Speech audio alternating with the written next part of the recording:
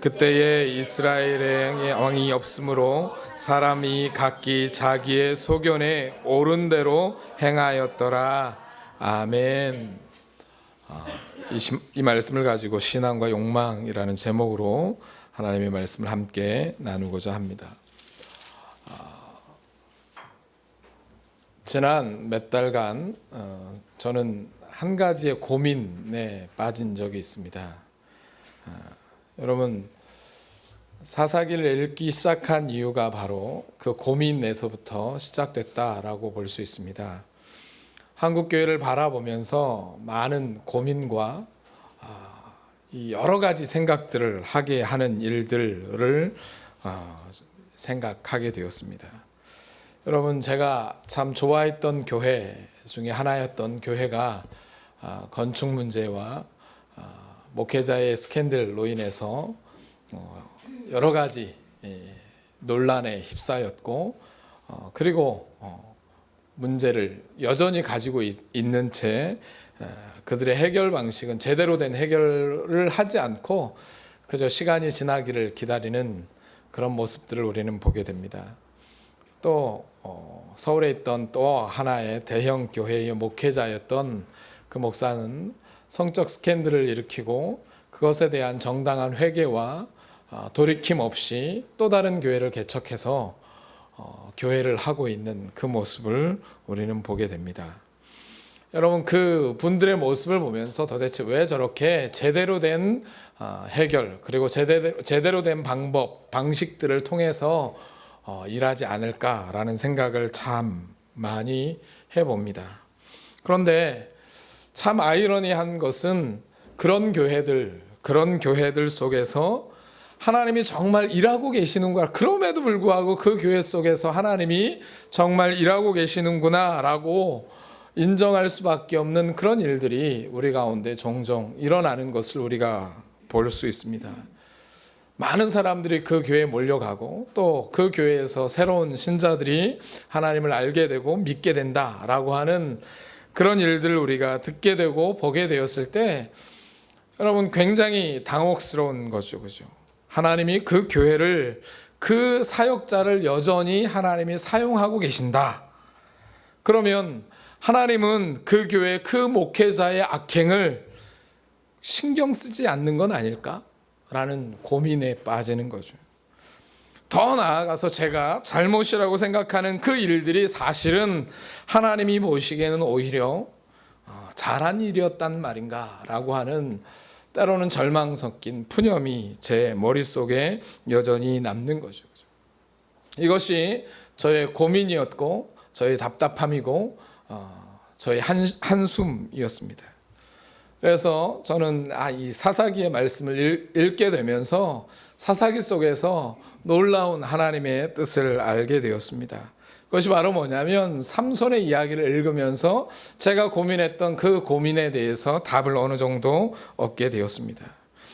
여러분, 하나님이 어떤 존재를, 어떤 사람을, 어떤 이 단체를 하나님이 사용하신다라고 하는 사실은 그 단체와 그 개인이 가지고 있는 그 악행, 그리고 그 존재의 모든 측면, 그 모든 측면을 정당화할 수 없다라고 하는 사실을 우리는 삼손의 이야기를 통해서 알게 되었습니다. 여러분, 삼손이라고 하는 사람은 어떤 사람인가요? 삼손은 하나님께서 놀라운 능력을 그에게 주셨습니다. 가공할 만큼 이 막강한 힘을 가진 사람. 그런데 그렇게 주신 하나님이 주신 그 힘을 가지고 무엇을 위해서 사용한 사람인가요? 철저하게 사적인 개인적인 욕망을 이루는 데 사용했던 그런 사람이었습니다. 그런데 그런 사람을 하나님이 사용하셨습니다. 그렇게 사용하셨지만 하나님은 그 사람의, 그 삼손의 모든 행위를 정당화하지는 않으셨습니다. 단지 하나님께서 삼손의 행위는 인정하지 않았지만 삼손이 자기의 사적인 욕망을 가지고 사용했던 그 힘과 능력을 하나님은 하나님 자신이 원하는 그 뜻을 이루는 데에 하나님이 사용하셨다라고 하는 것을 우리는 알 수 있습니다.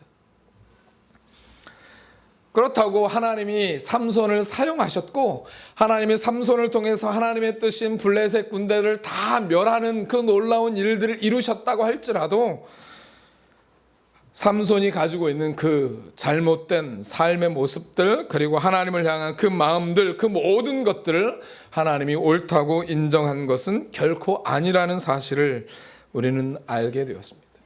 다시 말해서 삼손의 이야기를 통해서 하나님의 섭리와 인간의 책임이 별개의 것이다 라고 하는 사실을 우리는 말씀을 통해서 깨닫게 된 거죠. 여러분, 어떤 사람이 잘못된 행동을 통해서 하나님의 일을 이루어 가신다. 하나님이 내가 잘못했지만 하나님은 그럼에도 불구하고 나를 통해서 하나님의 일을 해 나가신다 라고 하는 그 사실 자체가 자기 자신의 잘못을 정당화하고 자기 자신의 죄를 덮을 수 있는, 자기 자신의 책임을 덮을 수 있는 그런 이유가 될 수 없다라고 하는 사실을 성경은 우리 가운데 명확하게, 사사기는 우리 가운데 보여주고 있다라고 하는 거죠. 여러분, 사람들이 예수를 알게 되는 것, 만나게 되는 것은 감사한 일이지만 여러분, 건축 문제와 스캔들의 문제는 여전히 잘못된 문제고, 여전히 그의 책임은 여전히 그 위에 있고, 그 책임을 해결하지 않는 한 하나님의 진노를 피할 수는 없게 될 것입니다. 그러므로 하나님이 우리를 사용하신다, 하나님이 하나인 교회를 사용하신다, 하나님이 최현만 목사를 사용하신다, 이것이 중요한 것이 아니라 우리의 모습이 하나님 앞에 얼마나 옳은가가 더 중요한 것입니다. 그래서 저와 여러분은 이런 의미 속에서 우리는 사사기를 함께 읽어 나아가기를 저는 소망합니다. 여러분, 사사기를 읽을 때 우리는 많은 믿음의 위인들을 생각합니다. 기드온, 입다, 여러분 삼갈, 드보라, 이런 위대한 사람들, 위대한 믿음의 영웅들에 대한 이야기들을 보기를 원합니다. 그들의 삶, 그리고 그들의 삶 가운데서 우리가 본받을 것은 무엇이고, 그들이 잘한 것은 무엇이고, 우리가 그렇게 영웅을 칭송하고 따라가야 될 것이 무엇인가를 찾아보려고 사사기를 그렇게 연구하고 그렇게 바라봅니다. 그렇지만 여러분, 저와 여러분은 이 사사기를 어떻게 볼 거냐면, 사사기는 위인전이 아니라 우리의 이야기라는 차원에서 보게 될 것입니다. 우리의 일, 우리의 실체를 바라보는, 저와 여러분의 실체를 이 사사기를 통해서 발견하고 깨닫고 그 앞에서 무릎 꿇고 그 앞에서 가슴을 찢는, 그것이 사사기를 읽는 목적이어야 할 것입니다. 그저 2000년 전에 믿음의 영웅들이 그렇게 살았고 그렇게 위대한 역사를 이루었고 그런 위대한 하나님의 나라를 만들어 갔구나 라고 하는 그것을 바라보면서 와 하는 것이 아니라, 그 사람들의 삶, 그 사람들의 내면의 모습들을 통해서 우리 자신의 삶, 우리 자신의 믿음, 우리 자신의 현실을 직시하고 생각하는 그런 시간이 되어지기를 간절히 바랍니다. 여러분, 오늘 우리가 읽은 본문 속에 보면 이 본문은 여러분 사사기라고 하는 이 시간들, 400여 년 정도 되는 이 시간들에 대한 그 역사를 다 조망하고 나서 사사기의 역사를 한마디로 정리하고 있습니다. 이 사사기의 역사가가 한마디로 이 사사시대 400년을 정리한 그 정리한 내용이 바로 뭐냐면, 여러분, 사사시대는 각기 소견에 옳은 대로 행하였던 시대다라고 한마디로 적용하고 있는 거죠. 정리하고 있는 거죠. 다시 말해서 자기의 생각이 모든 판단의 기준이 되는 것, 그것이 바로 사사시대의 특징이었다라고 여러분 사사기를 기록했던 저자는 이야기하고 있습니다. 여러분, 사사시대 400년이 자신의 판단이, 자신의 생각이 모든 판단의 근원이 되었다라고 하는 이 말은 왠지 낯설지 않습니다. 왜냐하면 사사시대나 지금 저와 여러분이 살고 있는 이 시대가 바로 동일한 평가를 받을 수밖에 없는 시대이기 때문입니다.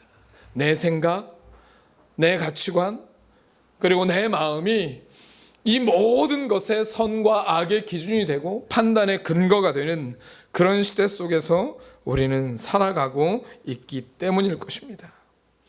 왕이 없어 각기 자신이 보기에 옳은 대로 행하였다라고 하는 이 말은 다시 말하면 자신이 왕이었다라고 하는 말입니다. 내가 왕이었다. 모든 사람들이 다 왕이었다라고 하는 것입니다. 여러분, 왕을 요구하는 이 이스라엘 백성들의 요구에 대해서 사무엘은 이렇게 얘기합니다. 왕을 세우면 그 왕은 자신의 욕망의 모든 것을 충족하기 위해서 때로는 너희의 딸을 데려갈 것이고 너희 집안에 있는 말들을 데려갈 것이고 너희가 지은 모든 농산물의 일부를 착취해 갈 것이다. 그래도 왕을 삼을래? 하나님이 왕이신 그 모든 것들을 포기하고 인간 왕을 세울래? 라고 사무엘이 이야기하는 거죠. 다시 말해서 사무엘이 이야기하고 있는 이 왕은 자신의 욕망을 추구하는 왕이 될 것이다 라고 이야기하고 있습니다. 다시 말해서 여기서 말하고 있는 모든 사람들이 다 왕이었다 라고 하는 말은 무엇인가요? 모든 사람들이 다 왕이 되었다라고 하는 것은 무슨 말인가요? 여러분, 자기 자신의 욕망을 최대치로 성취하고 이끌어내기 위해서 여러분, 자기의 삶뿐만 아니라 내 주변에 있는 내 친구들, 내 형제들, 그리고 내 공동체, 이 모든 것들을 자기의 욕망의 도구로 생각한다라고 하는 것입니다. 그래서 그 사람들을 이용해서 자기의 원하는 것들을 이루어내고 착취해내고 빼앗는 일을 끊임없이 행하는 사람들의 모습이라고 이야기하고 있는 거죠. 그렇지만 과거나 현재나 동일한 것은 여러분, 내가 왕이다 라고 생각하고 여러분 그렇게 선포하고 드러내놓고 그렇게 하는 사람들은 별로 없습니다. 우리는 사람을 위합니다. 여러분, 제가 다녔던 학교에 모교에 한 회사가 있습니다. 그 회사가 요즘 매일 선전에서 하는 말이 사람이 우선이다 라는 이야기를 합니다. 돈이 우선이 아니라 사람이 우선입니다 라고 하는 말을 합니다.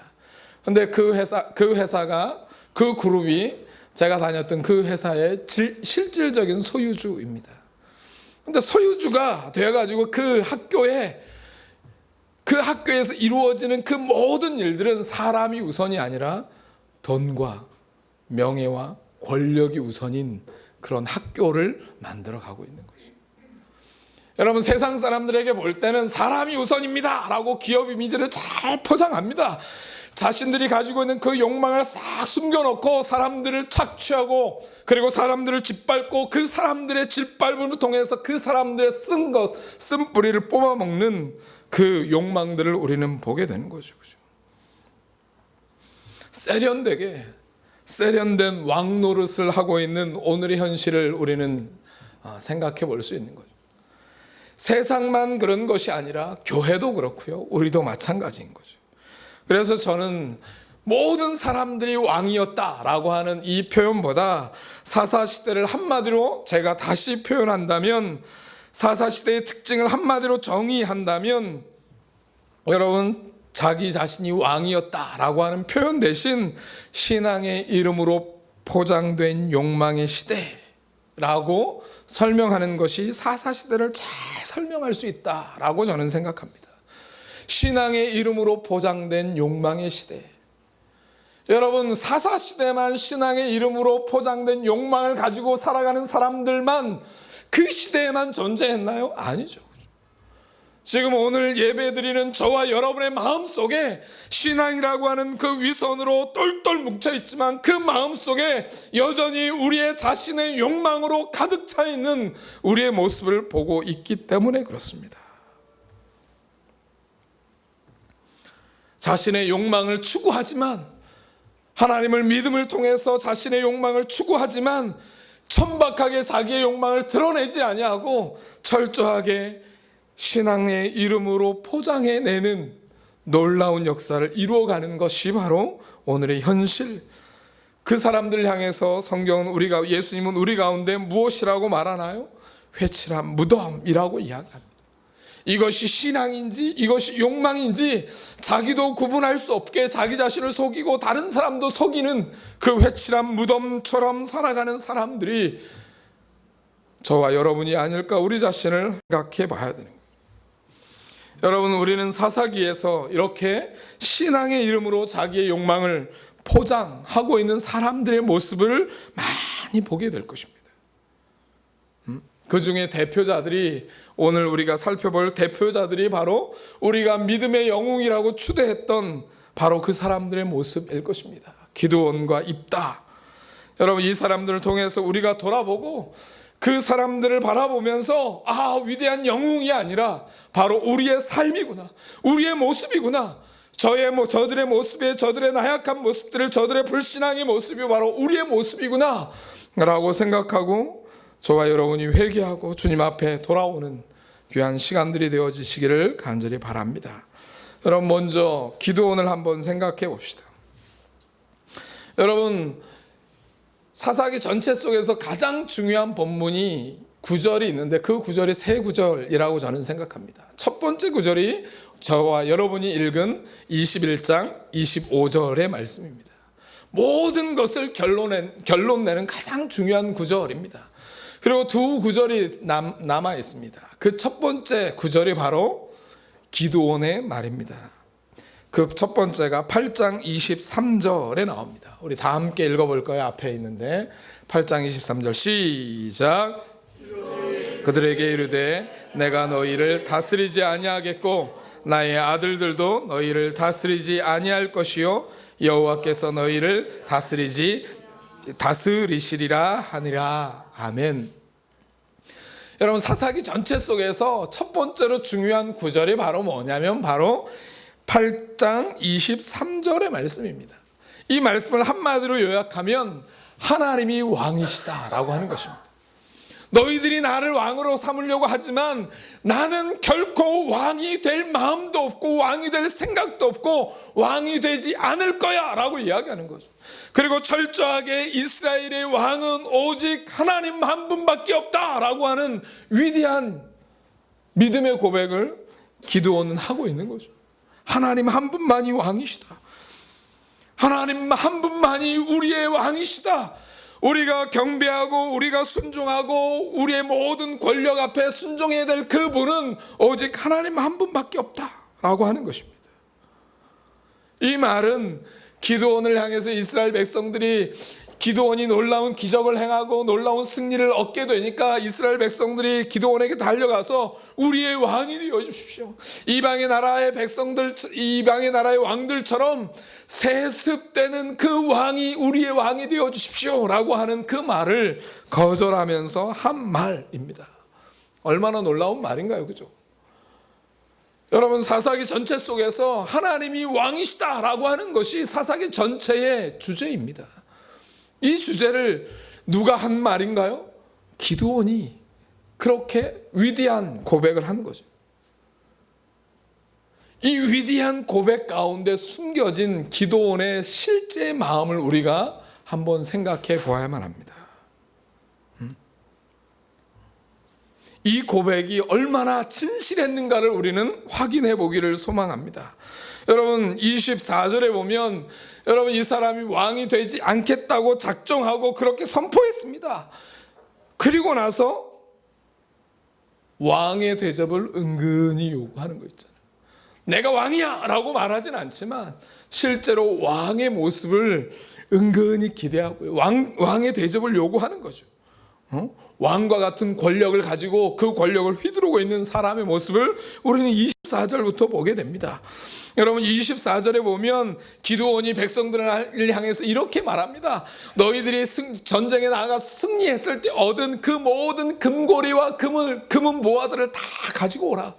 그래서 가지고 온 그 양이 얼만큼 된다고요? 탈취한 금고리가 얼만큼인가요? 그의 무게가 1700세겔이라고 이야기하고 있습니다. 1700세겔. 요즘 무게로 따지면 32톤입니다. 3.2톤이 아니라 32톤입니다. 뭐가요? 금이요. 그 금 32톤을 백성들에게 뭐 한 거예요? 세금으로 거둔 거예요. 그리고 뭘 하나요? 장신구와 의복을 갖춰 있습니다. 어떤 장신구와 의복? 그 나라에서 가장 존귀한 자가 입는 그 장신구와 의복을 해 입는 거죠. 그 장신구가 누구를 상징하나요? 왕을 상징합니다.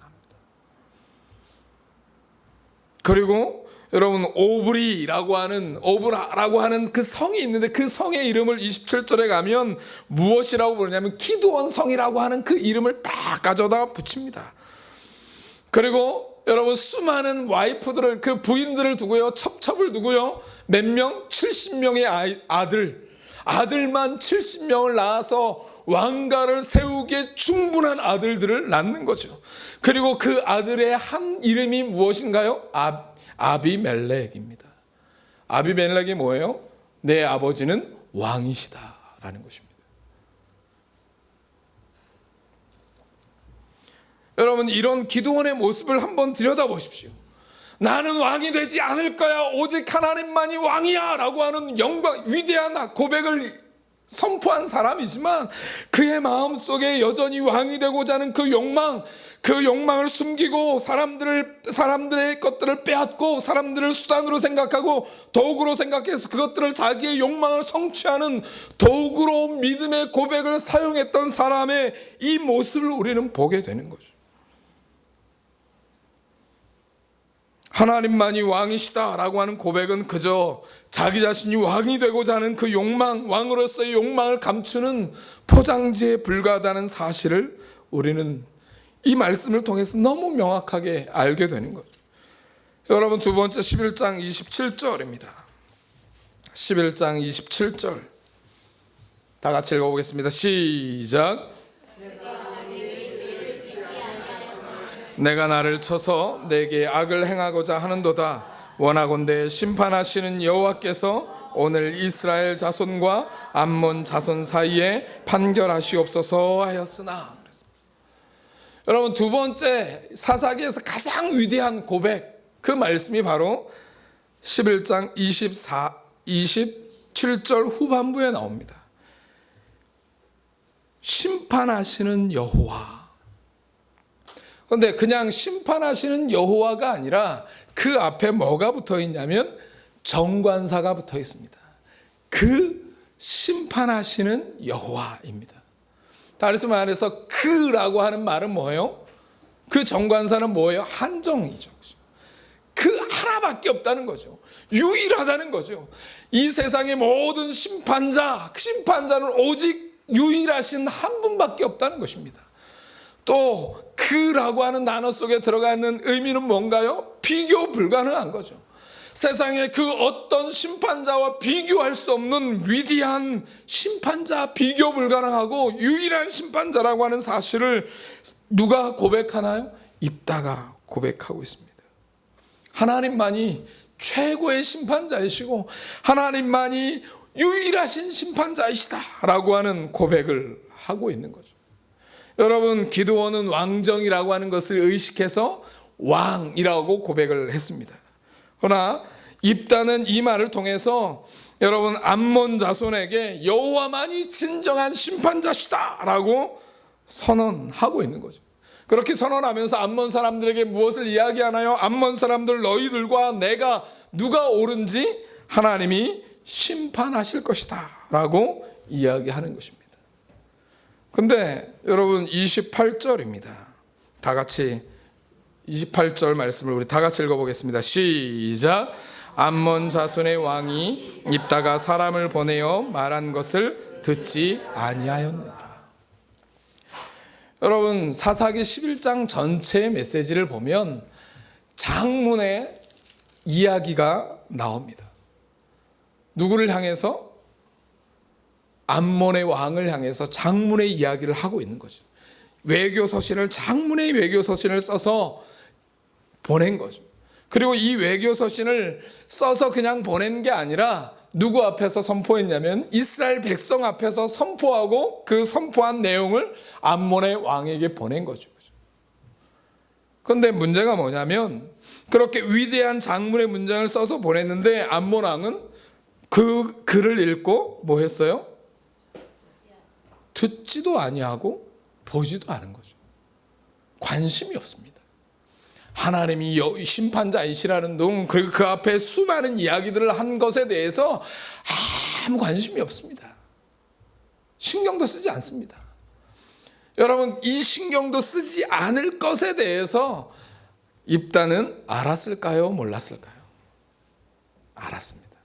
여러분 1절부터 여러분 11장 전체 내용 속에서 군사적인 어떤 이야기들을 쭉 해나가다가 맨 마지막 27절에서 입다는 신앙적인 이야기, 믿음의 이야기를 거기다가 딱 써서 마무리를 하고 있습니다.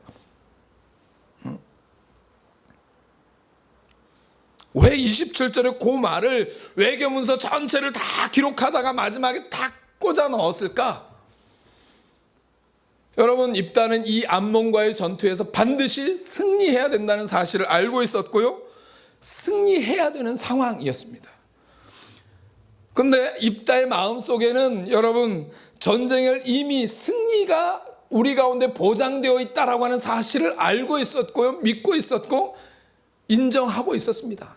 이미 승리했어 라는 사실을 입다는 알고 있었던 거죠. 왜? 하나님이 그렇게 하시기를 이로 작정하셨기 때문에 그렇습니다. 입다는 그 사실을 알고 있었습니다. 그렇기 때문에 그 승리가 약속된 그 승리를 통해서 무엇을 생각했냐면 승리 그 이후의 이야기를 하고 싶은 거죠. 여러분, 그 외교 문서만 딱 보내면 군사적인 승리만을 입다는 갖게 됩니다. 그러나 27절의 내용을 통해서 입다는 어떤 위치에 올라가냐면 군사적인 승리뿐만 아니라 정치적이고 신앙적인 위치를, 신앙적인 차원에서 지도자가 될 수 있는, 가장 위대한 지도자가 될 수 있는 그 위치를 바라보고 있는 거죠. 이 승리가 군사적인 면이 아니라 신앙적인 차원에서도 길르앗에서의 승리는 입다의 위치를 더더욱 단단하게 만들어 갈 것이다라는 사실을 입다는 알고 있었기 때문입니다. 여러분, 입다는 어떤 사람인가요? 입다는 므낫세 집안의 사람입니다. 그러나 므낫세 집안에서 인정받지 못하는 쓰레기 같은 사람이었습니다. 왜냐하면 입다의 어머니는 기생이었습니다. 기생의 어머니에게서 태어난 밖에서 데리고 들어온 아들, 그 아들을 그 정부는 쫓아냈습니다. 그 가문, 길앗 가문 전체가 쫓아버린 거죠. 너는 므낫세 지파도 아니고 길앗 자손도 아니니까 나가라! 그러고서 쫓겨난 사람이었습니다. 그러나 이 입다는 정말 탁월한 용사였기 때문에 암몬 자손이 므낫세를 길앗에 쳐들어오니까 어쩔 수 없이 입다를 불러들인 거죠. 네가 와서 우리를 위해서 좀 싸우다오. 네가 우리를 위해서 장군이 되어서 우리 앞에서 싸우는 장군이 되어다오 라고 부탁하는 거죠. 그 부탁을 받은 입다는 어떻게 말하냐면 11장에 보면 뭐라고 말하냐요? 내가 당신들과 무슨 상관이 있나이까? 당신들은 나를 쫓아낸 자들이 아닌가요? 라고 이야기하는 그 모습을 우리는 보게 됩니다. 그렇게 세상 사람들에게 존중받지 못하고 인정받지 못하는 그 사람이 한 번의 기회 앞에서 세상 사람들 앞에 자기 자신을 드러내려고 하는, 자기 자신의 이익을 극대화해서 신앙이라고 하는 그 이름, 그 고백을 통해서 자신의 이익을 극대화하고 자기 자리를 돈독게 하려고 하는 그 마음들을 우리는 11장 속에서 우리는 보게 되는 거죠. 자신의 뜻, 자신의 생각, 자신의 욕심은 철저하게 숨기고 외적으로는 하나님을 먹고 그분을 섬기고 그분께 예배하고 그분 앞에 기도하고 그분을 찬양하고 그분 앞에 모든 행위를 그렇게 행하고 있다라고 세상 가운데 보여지고 있지만 실제 그분 앞에서 그 우리의 마음 속에 우리가 그렇게 행하는, 우리가 찬양하고 우리가 기도하고 우리가 말씀을 듣는 그 모든 이유들이 우리의 목적, 우리의 욕망을 이루는 도구로서 우리의 신앙을 사용하고 있는 것은 아닌가, 우리 자신을 생각해 봐야 되는 거예요. 한 번도 자기의 뜻을 포기하지 못하고 자기의 욕망을 한 번도 하나님 앞에 포기하고 내려놓지 못하고 여전히 그것들을 붙들고 하나님의 자녀가 되었음에도 불구하고 여전히 그것들을 붙들고 세상 사람들에게 내 이름이 취향받게 되고 세상 사람들에게 내 이름이 멸시받지 않기 위해서 그 욕망을 가지고 그렇게 끊임없이 살아가는,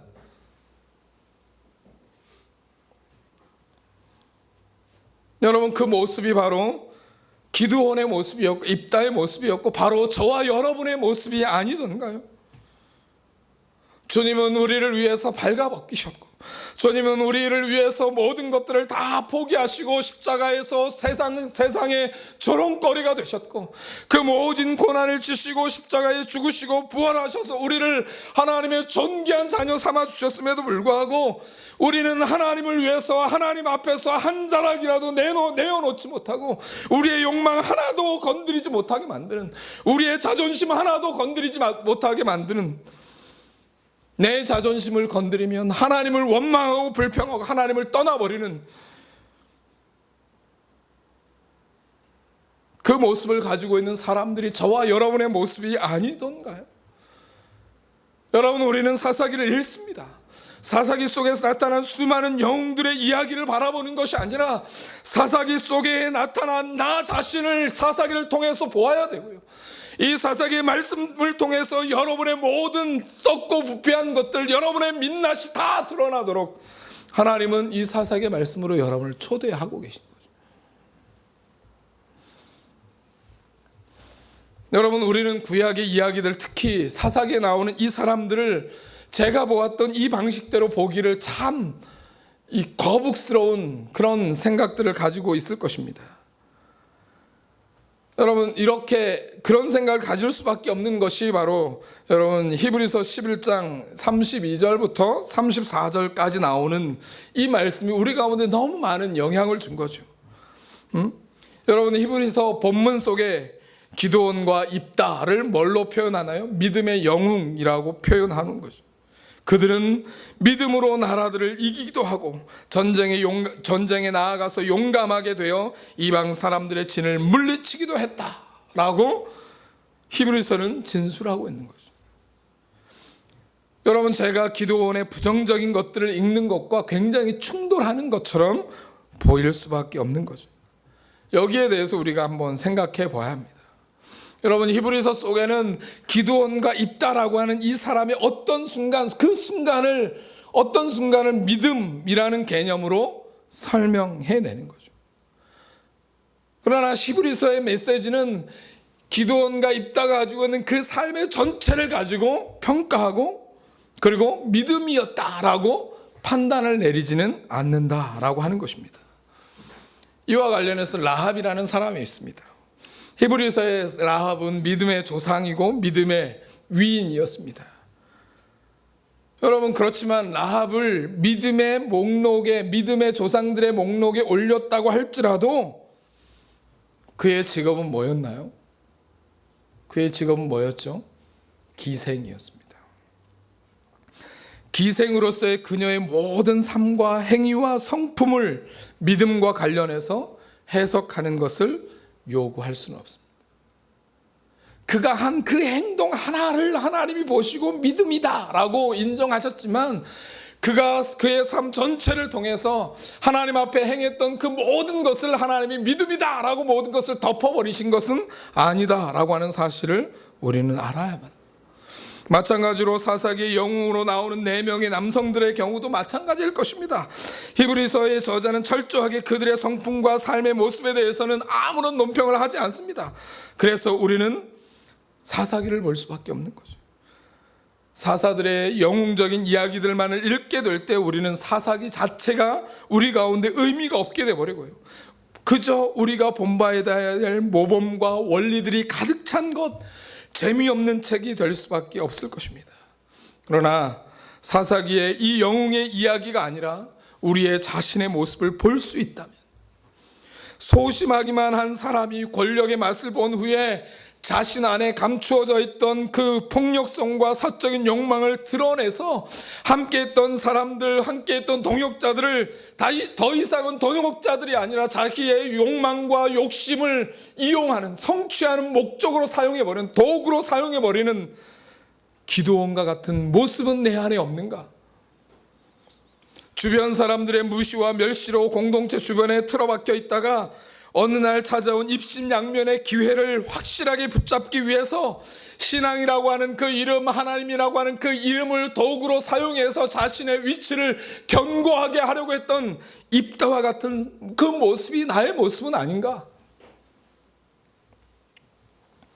여러분, 사사기의 역사는 바로 우리의 삶의 역사고, 여러분의 실존의 역사가 여기 들어있고요, 우리의 인간 욕망을 철저히 신앙으로 포장하고 살았던 우리의 실제 모습들이 사사기에 다 드러나고 있다라고 하는 것입니다. 왕이 없어 자기 자신이 원하는 대로 사는, 자기 자신이 왕이 되었고 왕의 욕망을 하나님의 비전과 신앙의 이름으로 철저히 포장하고 살아가는 이 시대의 사람들, 바로 우리들, 저와 여러분, 그 사람들의 이야기이고 위선의 이야기들이고 하나님의 찔림의 이야기들입니다. 여러분, 신앙의 양심이라는 허울 속에 자신의 욕망과 자신이 왕이 되어 하나님의 뜻과 하나님의 주대심을 포기하고 살아가는 이 시대의 그리스도인들에게 오늘 던져주시는 하나님의 메시지입니다. 여러분은 왕입니까? 아니면 그분이, 그 하나님이 여러분의 진정한 왕입니까? 누가 여러분의 왕입니까? 여러분의 마음속에 과연 무엇으로 가득 채워져 있습니까? 이 메시지가 저와 여러분의 마음속에 이번 한 주 그리고 돌아오는 시간까지 이 사사기 메시지를 통해서 여러분이 고민하고 자기 자신을 돌아보고 하나님이 왕되심을 저와 여러분이 고백하는 귀한 하나인 교회, 하나인 공동체 모두가 되기를 간절히 바랍니다. 기도하겠습니다.